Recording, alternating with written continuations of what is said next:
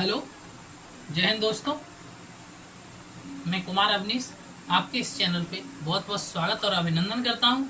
आ जाइए दोस्तों, मिल करके पढ़ते हैं। और जो हमारी क्लास है ये हिंदी की क्लास है, ठीक है। और ये देखते हैं हिंदी, और हिंदी की ये हमारी फर्स्ट क्लास है, पहली क्लास है। और पहली क्लास में आपको हम जो कुछ भी बताएं उसे अच्छे से देखना है, साथ ही साथ चाहो तो नोट करते रहना। इस हमारी जो क्लास है उसका लक्ष्य क्या है आपको बताइए। सीधी बात, नो बकवास, कोई बकवास नहीं करने का सर। देखिएगा, हिंदी क्या है? तो हिंदी एक भाषा है। हिंदी क्या है? हिंदी एक भाषा है। अगर आपसे कोई पूछता है कि भाषा किसे कहते हैं, तो जिसके माध्यम से हम अपने विचारों का आदान प्रदान करते हैं, जिसके माध्यम से हम अपने विचारों का आदान प्रदान करते हैं, उसे हम भाषा कहते हैं। अर्थात जिसके माध्यम से हम अपने विचारों को दूसरों तक पहुंचाते हैं, उसे हम क्या कहते हैं? भाषा कहते हैं, ठीक है। तो भाषा की परिभाषा याद रहेगी। साथ ही आपको ये पता होना चाहिए कि भाषा शब्द है, दो शब्दों से मिलकर के बना है। एक शब्द है भाष और दूसरा शब्द जो है वो आपका है आ। अर्थात भाष शब्द में अगर आ प्रत्यय जोड़ दिया जाए तो आपका भाषा शब्द बन जाता है। और हमारा जो पहला टॉपिक शुरू होने वाला है वो पहला टॉपिक है वर्णमाला। पहला टॉपिक क्या है? वर्णमाला। पहला टॉपिक क्या है? वर्णमाला। तो वर्णमाला से शुरुआत करते हैं दोस्तों। देखते हैं वर्णमाला। वर्णमाला होती क्या है? देखिएगा, वर्णों के व्यवस्थित समूह को वर्णमाला कहा जाता है। अगर आपसे पूछा जाता है कि वर्णमाला किसे कहते हैं, तो वर्णों के व्यवस्थित समूह को वर्णमाला कहा जाता है। जो वर्णों का व्यवस्थित समूह है उसी को वर्णमाला कहते हैं। और अगर वर्णमाला में वर्णों की संख्या कभी पूछता है आपको कि वर्णों की संख्या कितनी होती है, तो वर्णों की संख्या हिंदी वर्णमाला में आपको 52 पढ़ाई जाएगी। ये ध्यान रहे कि अगर वर्णमाला आपकी कंप्लीट हो रही है और अगर 52 वर्णों का आप काउंटिंग नहीं कर पा रहे हो, नहीं समझ पा रहे हो कि कौन कौन से वर्ण वर्णमाला में इंक्लूड किए जाते हैं, रखे जाते हैं, तो समझ लेना कि आपकी वर्णमाला क्लियर नहीं है। मैं बताऊंगा आपको 52 भी वर्ड काउंटिंग करके दिखाऊंगा, गिन के दिखाऊंगा। तो वर्णों की संख्या कितनी याद रखोगे? वर्णों की संख्या आप 52 याद रखोगे। अब चलते हैं, देखते हैं वर्णों के भेद। वर्ण के भेद, तो वर्ण के जो आपके भेद होते हैं, वर्ण के, वो वर्ण के कहीं तो आपको 2 में बताएगा और कहीं आपको 3 बताएगा कि वर्ण के कितने भेद होते हैं। वर्ण के आपके 3 भेद होते हैं। तो देखते हैं 3 भेद कौन से होते हैं। आपका नंबर 1 आ जाता है स्वर, और नंबर 2 आपका आ जाता है व्यंजन, और नंबर 3 आपका जो आ जाता है वो आ जाता है आयोग। आयोग वाह। जो तीसरा नंबर होता है आपका वो होता है आयोग वाह। आयोग वाह कौन सा होता है? आयोग वाह। अब ये आयोग वाह है क्या है? तो एक गुरुजी हुए हिंदी व्याकरण, जिन्होंने अच्छे से समझा, उन्होंने एक बात कही कि ऐसे वर्ण जो ना तो स्वर में रखे जाएं। गुरु कामता प्रसाद ने एक बात कही कि जो वर्ण ना तो स्वर में रखे जाएं और ना ही व्यंजन में रखे जाएं, उनको हम आयोगवाह कहेंगे।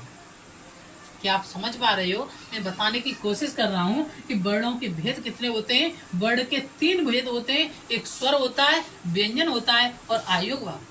कभी पूछता है कि गुरु कामता प्रसाद के अनुसार वर्ण का कौन सा भेद बताया गया है, तो आपको बताना होगा कि गुरु कामता प्रसाद के अनुसार वर्ण का आयोगवाह भेद बताया गया है।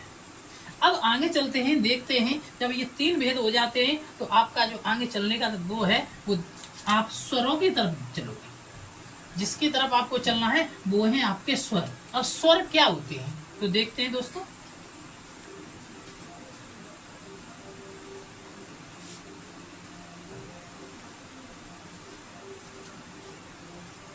स्वर वर्ण, स्वर वर्ण। तो सबसे पहले आपको स्वर की परिभाषा आनी चाहिए। देखिएगा, स्वतंत्र ध्वनियां स्वर कहलाती हैं, स्वतंत्र ध्वनियां स्वर कहलाती हैं, या ऐसे वर्ण जो किसी अन्य वर्ण पर आश्रित ना हो, ऐसे वर्ण जो किसी अन्य वर्ण पर आश्रित ना हो उन्हें हम स्वर वर्ण कहते हैं। अगर स्वर वर्ण की संख्या पूछता है आपको कि स्वर वर्णों की संख्या कितनी होती है, तो स्वर वर्णों की संख्या आपकी संस्कृत में 13 होती है और आपकी हिंदी में स्वर वर्ण की संख्या 11 होती है। स्वर वर्णों की संख्या अगर पूछता है तो स्वर वर्णों की संख्या आपको संस्कृत में 13 बतानी है, लेकिन हिंदी में आपको स्वर वर्णों की संख्या 11 बतानी है। देखिएगा, अ, आ, ई, उ,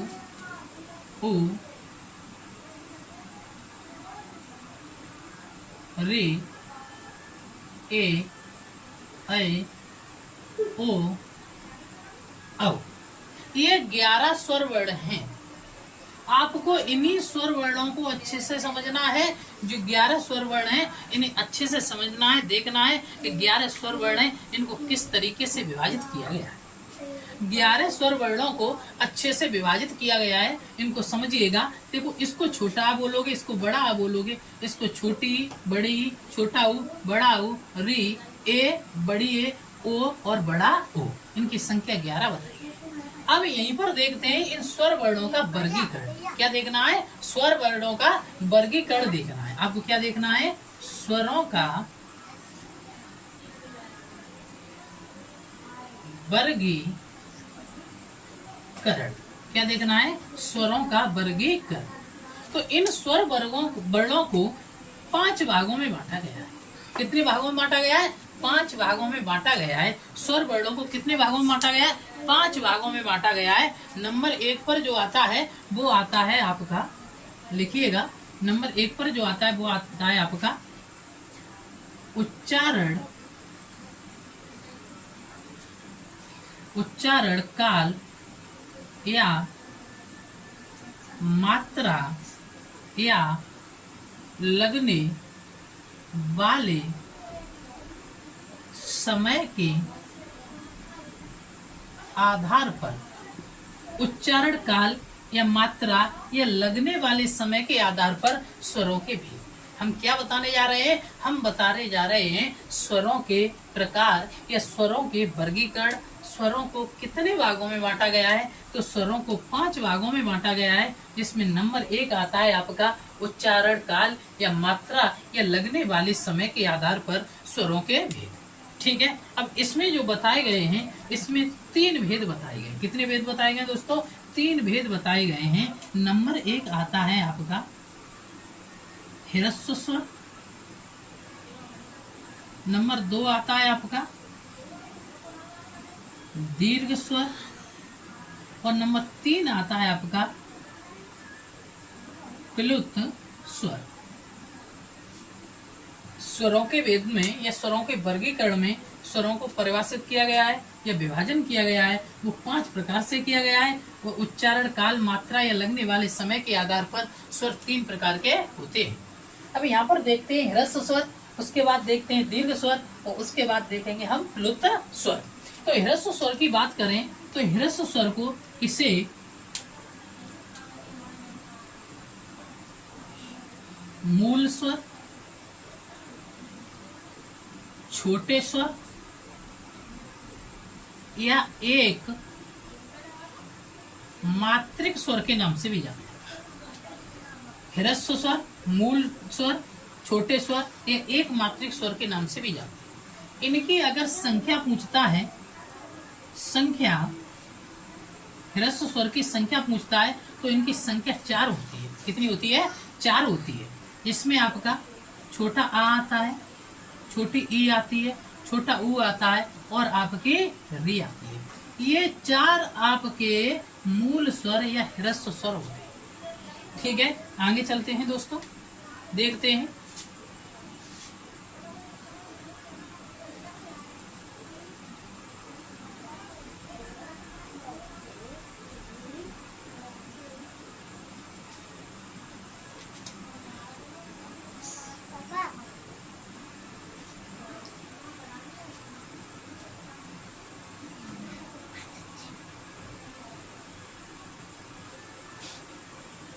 देखते हैं दोस्तों, हमने बताया मूल स्वर। मूल स्वर, मूल स्वर की परिभाषा लिखिएगा। ऐसे स्वर जिनके उच्चारण में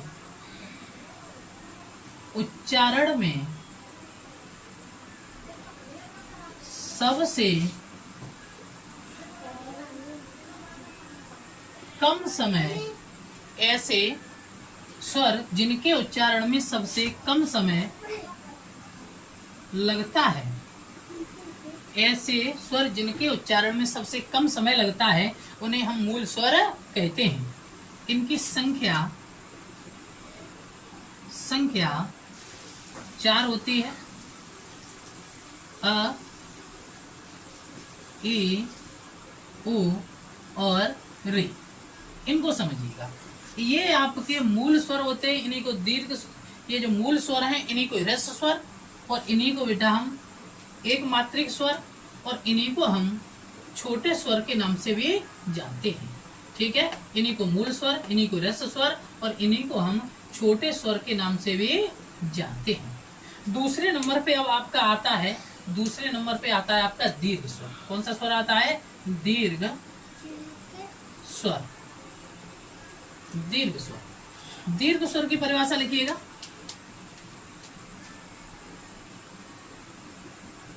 ऐसे स्वर जिनके उच्चारण में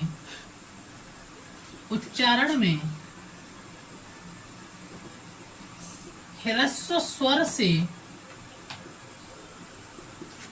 2 गुना समय, जिनके उच्चारण में ह्रस्व स्वर से 2 गुना समय लगता है, जिनके उच्चारण में ह्रस्व स्वर से 2 गुना समय लगता है, हम उनको दीर्घ स्वर कहते हैं। इनकी संख्या पूछता है सर, इनकी संख्या तो आपने थोड़ा सा समझने की कोशिश कीजिएगा। आप वैज्ञानिक तरीके से समझिएगा कि अगर मैं देखना, मैं जिस रेड पेन का प्रयोग कर रहा हूँ, जिनके नीचे मैंने अंडरलाइन कर दी है, वो तो आपके ह्रस्व स्वर हो गए, और जितने भी बचे हुए वर्ड हैं वो सभी वर्ड आपके दीर्घ स्वर के अंतर्गत आ जाएंगे। तो दोस्तों, अगर 11 में से मैंने 4 ये हटा दिए, तो फिर हमारे दीर्घ स्वरों की संख्या जो बची है, वो दीर्घ स्वरों की संख्या कितनी बची है? 7 बची है। और जो दीर्घ स्वर बचे हुए हैं वो कौन कौन से हैं? तो इसमें बड़ा आ जाएगा, बड़ी ई आ जाएगी, बड़ा ऊ आ जाएगा, और साथ में इसमें ए आ जाएगी, और ए आ जाएगी, और ओ आ जाएगा, और औ आ जाएगा। ये 7 वर्ड आ जाएंगे।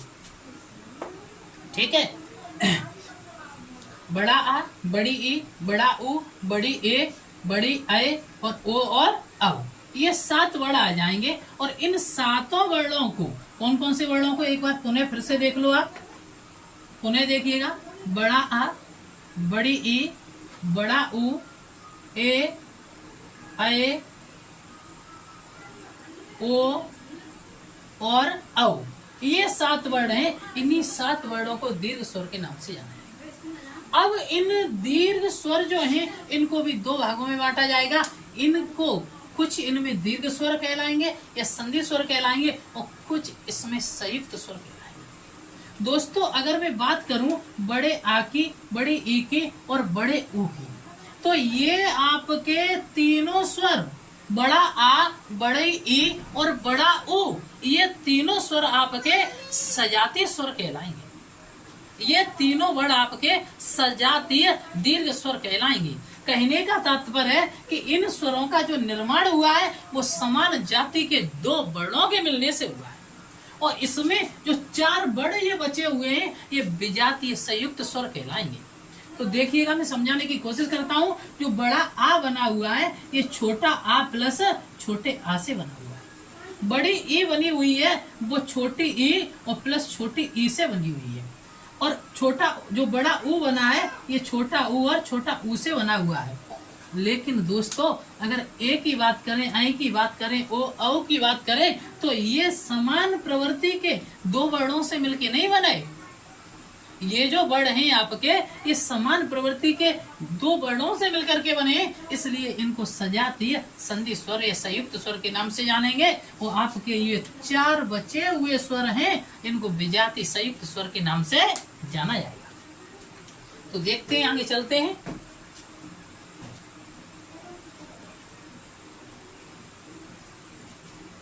मैंने संधि स्वर की जो संख्या बताई है वो कितनी बताई है?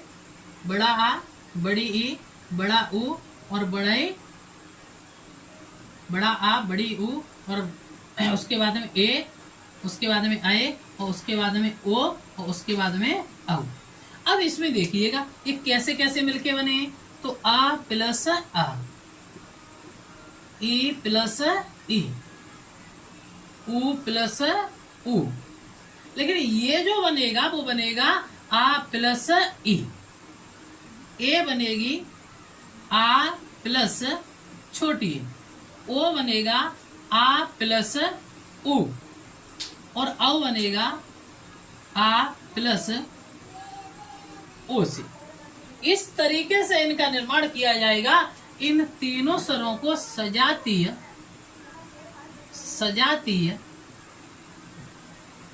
संधि स्वर कहेंगे। और ये चार वर्ण हैं, इनको विजातीय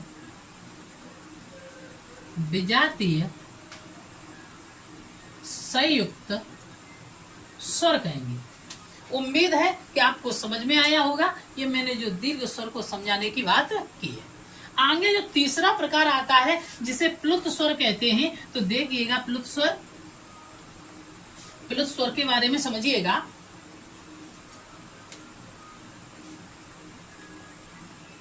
प्लुत स्वर परिभाषा देखो दोस्तों इसकी। ऐसे स्वर वर्ण जिनके उच्चारण में, ऐसे स्वर वर्ण जिनके उच्चारण में ह्रस्व स्वर से, ऐसे स्वर वर्ण जिनके उच्चारण में ह्रस्व स्वर से 3 गुना समय लगता है।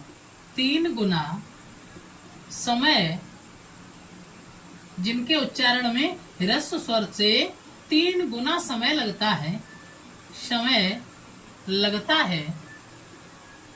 उन्हें प्लुत स्वर कहते हैं। उन्हें क्या कहते हैं? प्लुत स्वर कहते हैं। अगर इसकी संख्या पूछता है सर संख्या, तो संख्या इसकी 1 होती है। और इसकी जो मात्रा का प्रयोग होता है, प्लुत स्वर की मात्रा, वो इस तरीके से बनाई जाती है। अगर आप किसी शब्द को बोलते समय इसका प्रयोग कर रहे हो, तो उसके पीछे इसका प्रयोग करोगे। जैसे मैंने बोला ओम, क्या बोला? ओम बोला मैंने, तो मैंने ओम में ओ के बाद में इसका प्रयोग किया। इसकी मात्रा 3 की तरह बनाई जाती है। तो उसमें क्या करोगे? उसके सेंस को खींचोगे आगे की तरफ, जैसे ओम। ऐसे सोहम में इसका प्रयोग करोगे। कई बार पेपर में पूछा गया है, 2020 के यूपी टेट के एग्जाम में इसको पूछा गया था कि बताइएगा प्लुत स्वर से प्रयोग होने वाला शब्द कौन सा है? तो उसमें ऑप्शन था सोहम। कौन सा था? सोहम। आप जिस शब्द को खींच रहे हो, जिस वर्ड के सेंस को आप खींच रहे हो, उसी में क्या करेंगे? उसके पीछे इसकी मात्रा का प्रयोग किया जाता है और उसको लंबा खींच दिया जाता है। इस तरीके से मैंने आपको बताया कि जो उच्चारण या लगने वाले समय के आधार पे वर्ण के या स्वरों के जो भेद होते हैं, वो 3 भेद होते हैं। एक मैंने ह्रस्व स्वर बताया, फिर मैंने दीर्घ स्वर बताया, फिर मैंने प्लुत स्वर बताया। अब मैं टाइप चलता हूँ, दूसरे टाइप की तरफ लेके चलता हूँ, वर्णों के या स्वर वर्ण के दूसरे प्रकार में। और स्वर वर्ण के दूसरे प्रकार में जब आप चलोगे तो आपको अच्छे से पता ही है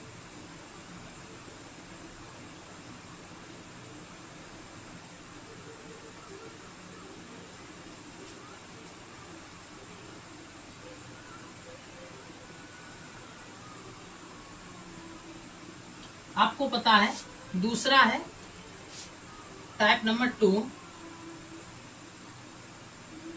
जिह्वा या जीव के आधार पर स्वर के भेद।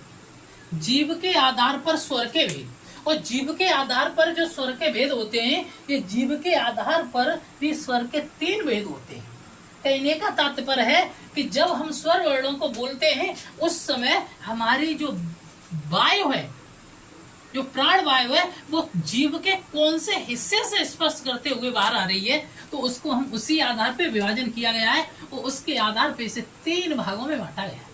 जो नंबर 1 होता है उसे बोलते हैं अग्रस्वर, दूसरा होता है उसे बोलते हैं मध्य स्वर, और जो तीसरा होता है उसे बोलते हैं पश्च स्वर।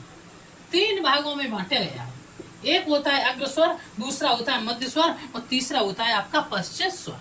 मैं इसमें कुछ ट्रिकी तरीके भी बताऊंगा, रटने की जरूरत नहीं है, आपको बिल्कुल रटने की जरूरत नहीं है। आप सिर्फ मेरी वीडियोज को देखते रहिएगा और आप सीख जाओगे।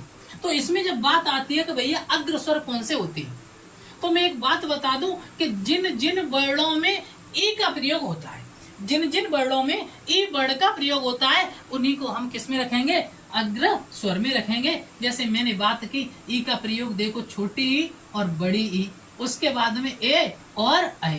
बताओ, आपको सभी को पता है कि छोटी ई से ही बनी है और बड़ी ई भी छोटी ई प्लस छोटी ई से बनी है, और ए में भी ई का प्रयोग हुआ है, साथ ही बड़ी ए में भी ई का प्रयोग किया है, और एक अक्षर आता है आपकी री सी, री, इस री में भी ई का प्रयोग हुआ है।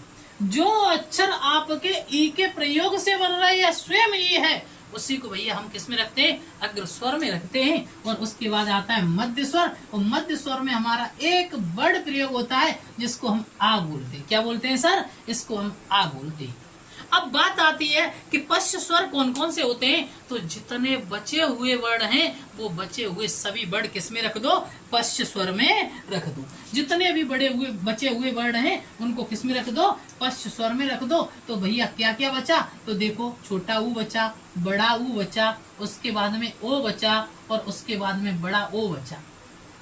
ये 4 वर्ड आपके पश्च स्वर में आएंगे। लेकिन मैं एक एक्स्ट्रा और बता दे रहा हूँ, अगर आप ये वाला जो ओ है, जैसे ऑफिसर लिखते हो, ऑफिस लिखते हो, ये ओ भी आपका किस में आता है, पश्च स्वर में आता है। ये मैंने बताया है जिह्वा के या जीव के आधार पर स्वरों के भेद। जीव के आधार पर स्वर के 3 भेद होते हैं, एक होता है आपका अग्र स्वर, एक मध्य स्वर, एक होता है पश्च स्वर।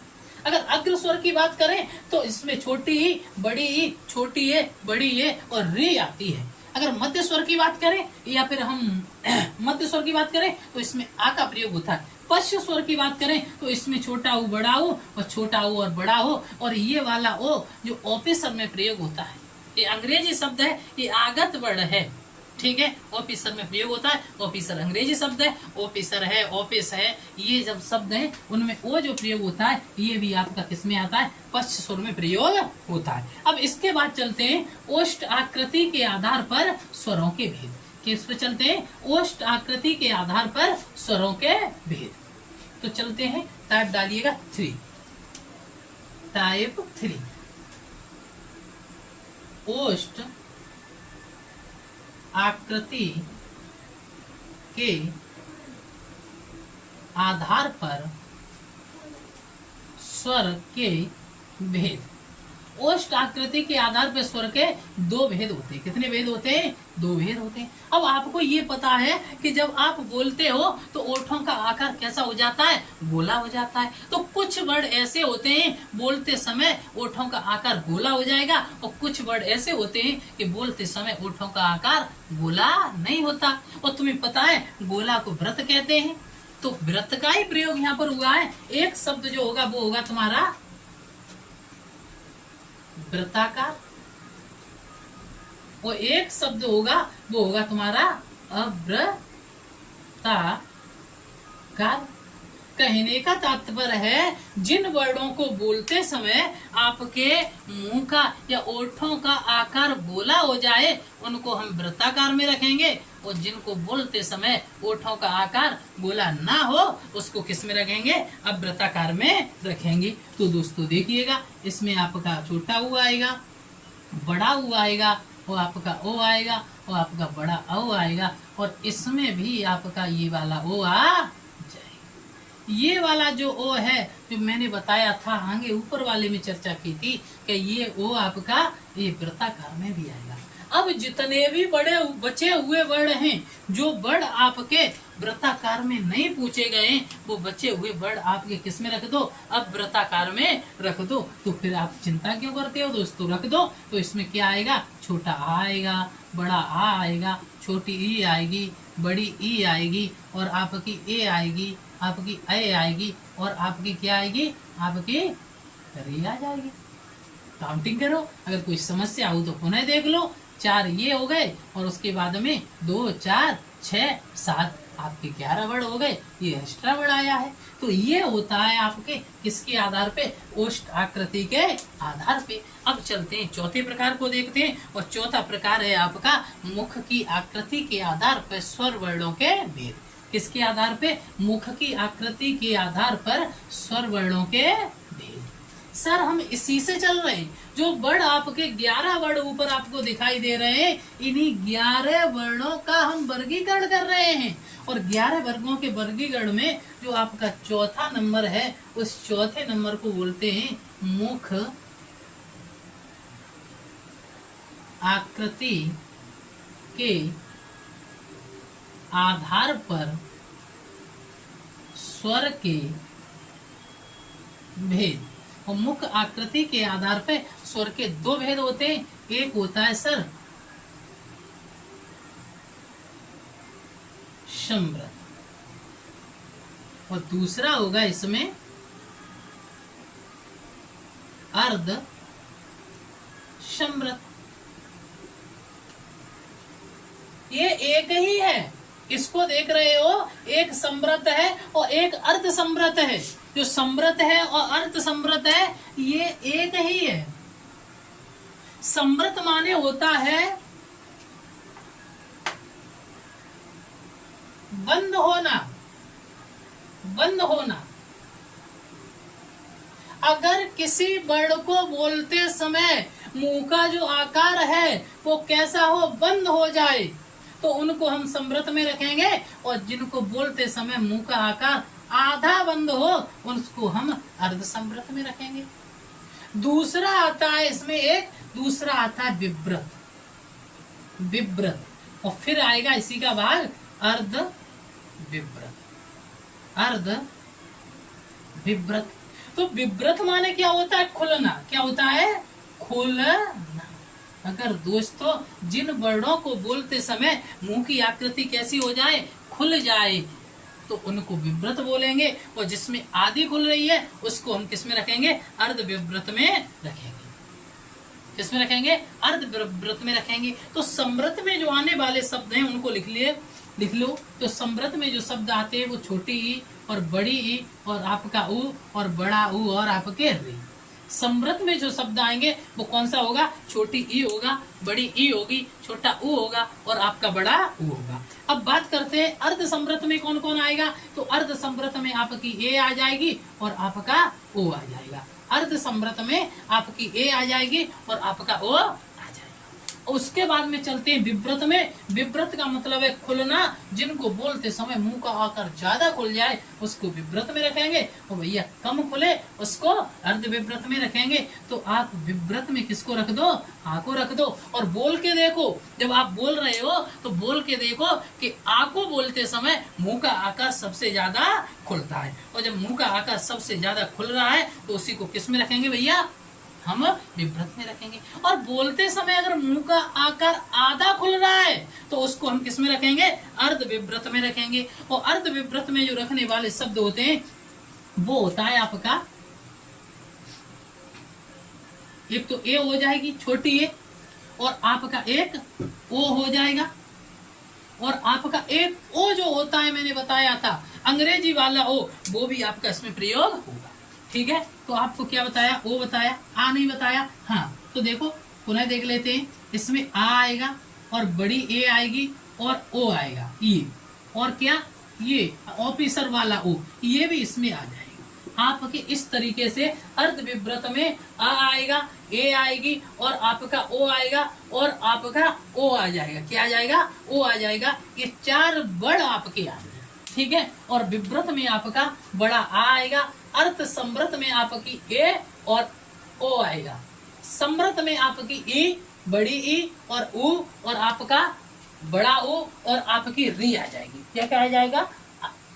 समृत में ई, बड़ी ई, छोटा ऊ, बड़ा ऊ और आपकी री। अर्ध समृत में ए और बड़ा ओ, और आपका विव्रत में बड़ा आ और अर्ध विव्रत में छोटा आ और बड़ी ए और छोटा ओ, और आपका ऑफिसर वाला ओ इसमें प्रयोग हो जाएगा। ये आपको ध्यान में रखना है, ठीक है। यहाँ पर कुछ समस्या सी लग रही है, इसमें बड़ा ओ होगा। कौन सा ओ होगा? बड़ा ओ होगा। अब चलते हैं इसका पार्ट नंबर जो 5वां है, मतलब इसका विभाजन किया है, उसमें इसका 5वां जो प्रकार है उस 5वें प्रकार को देखते हैं। तो 5वां प्रकार लिखिएगा दोस्तों। जो 5वां प्रकार है उसे बोलेंगे किसके आधार पर? उच्चारण स्थान के आधार पर वर्ण के भेद।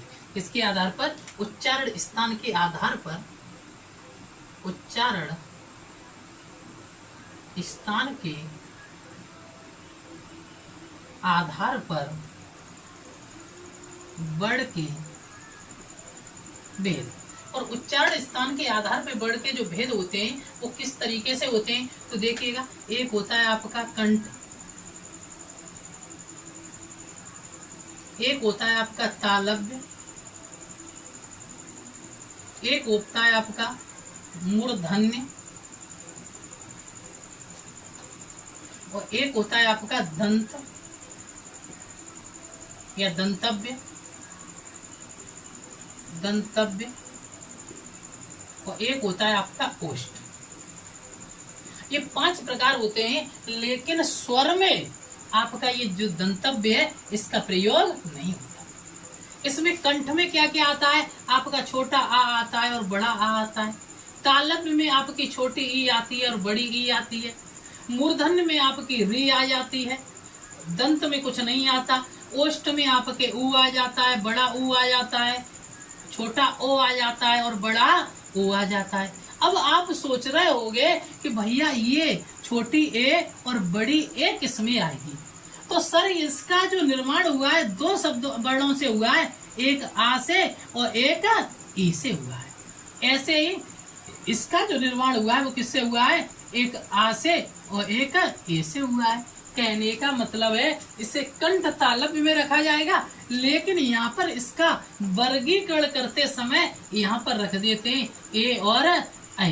इस तरीके से इसका वर्गीकरण कर दिया जाता है। तो मैंने बताया कि उच्चारण स्थान के आधार पर वर्णों के भेद, और उच्चारण स्थान के आधार पर वर्णों के भेद में नंबर 1 आया कंठ, जिसमें आ और बड़ा आएगा। तालव्य जिसमें छोटी ई, बड़ी ई और छोटी ए और बड़ी ए आएगी। मूर्धन्य में आपकी री आएगी, अकेली री आपकी मूर्धन्य में आती है। और ओष्ठ में आपका छोटा ऊ, बड़ा ऊ, छोटा ऊ और बड़ा ओ का प्रयोग होगा। इस तरीके से स्वरों का मैंने वर्गीकरण बताया, और स्वरों का वर्गीकरण बताया। एक बार फिर से बोल रहा हूँ, स्वर क्या होते हैं? तो स्वर वह ध्वनियां होती हैं जो अपने प्रयोग के लिए या अपना अस्तित्व दिखाने के लिए जो किसी दूसरे पर निर्भर नहीं होती। इनकी संख्या भैया कितनी होती है? 11 होती है। और अगर इसमें आप आयोग वा को भी जोड़ते हो तो 13 हो जाएगी। वैसे संस्कृत में स्वरों की संख्या 11 नहीं 13 बताई गई है। उसमें 2 स्वर और बता दिए गए, एक ये री बता दिया गया है और एक ये बड़ी री बता दिया गया है, जो कि हिंदी में इसका प्रयोग नहीं होता है। स्वरों का मैंने जब वर्गीकरण बताया तो स्वरों के आपको 5 भेद बताए। नंबर 1 बताया आपको किसके आधार पे? प्रयोग होने वाले समय के आधार पे, मात्रा के आधार पे या लगने वाले समय के आधार पे। दूसरा बताया मैंने जीभ के आधार पे। तीसरा बताया मैंने ओठों के आधार पे। चौथा बताया मैंने मुख के आधार पे। मुख के आधार पे विव्रत, अर्ध विव्रत, समृत और अर्ध समृत। 5वां बताया मैंने आपको उच्चारण स्थान के आधार पे। ये जो उच्चारण स्थान है, जब प्राण वायु हमारे शरीर से निकल के आती है, कंठ पे लगती है तो कंठव्य या कंठ, और जब ऊपर छत के ऊपर जाकर के लगती है तो तालव्य, और जब हमारी मूर्धन्य जीभ उल्टी होकर ऊपर लगती है तो मूर्धन्य, और जब हमारी दांतों से लगती है तो उसको गंतव्य, और जब ओठों से लगती है तो ओष्ठ के नाम से उन्हें जाना जाता है। इस प्रकार मैंने तुम्हें स्वरों का वर्गीकरण कराया। ये पाठ नंबर बनता वर्णमाला का। कल मैं आपको व्यंजन पढ़ाऊंगा, कल पाठ नंबर 2 लेके आ। साथ ही हमारी वीडियोज को आप डेली रोजाना देखते रहें, एक नहीं 2 बार देखें, और हमारे चैनल को शेयर और सब्सक्राइब करें। जय हिंद दोस्तों।